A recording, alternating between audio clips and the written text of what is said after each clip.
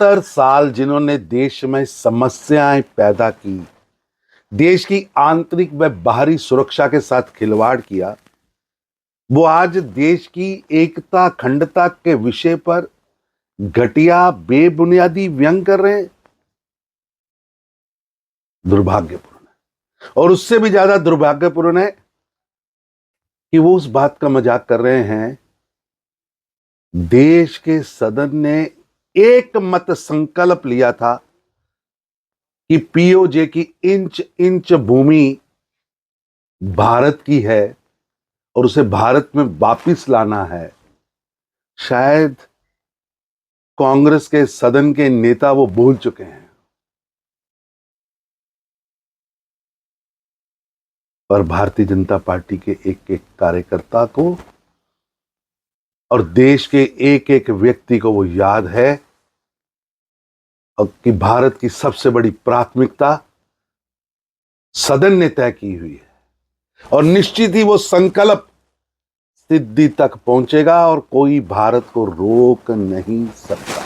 देश के सर्वोच्च न्यायालय के आदेशों को, फैसलों को सर माथे करना चाहिए।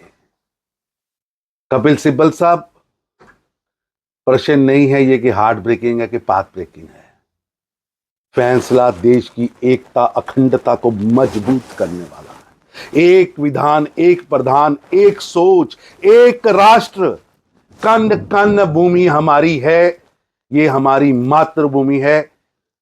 इसका कण कण हमारे लिए भगवान है। ये सोच जीती है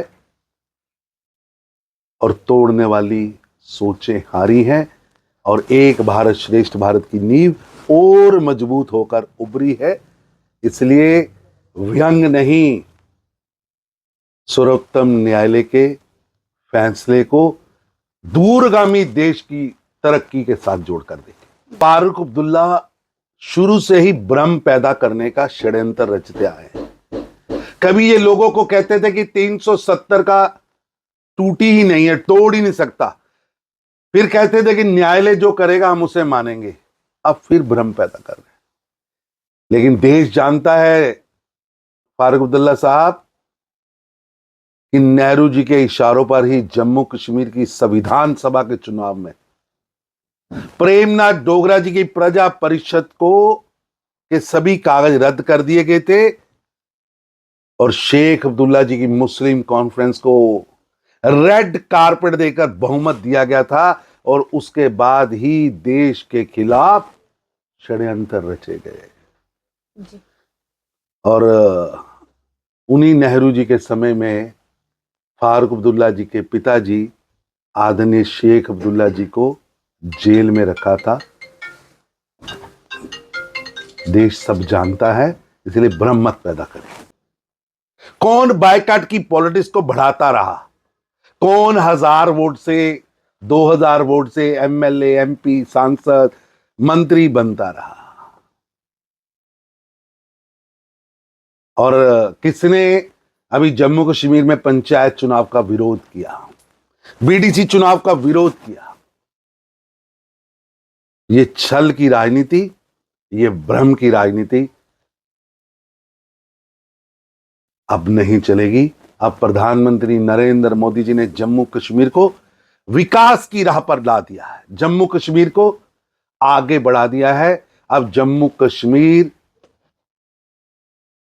जो मुफ्तीज अब्दुल्ला और गांधी नेहरू परिवार की गलत नीतियों के कारण टेररिस्ट कैपिटल के नाम पर बदनाम कर दिया गया था, अब वो जम्मू कश्मीर आज टूरिज्म कैपिटल बन गया है। एक भारत श्रेष्ठ भारत की सोच आगे बढ़ी है।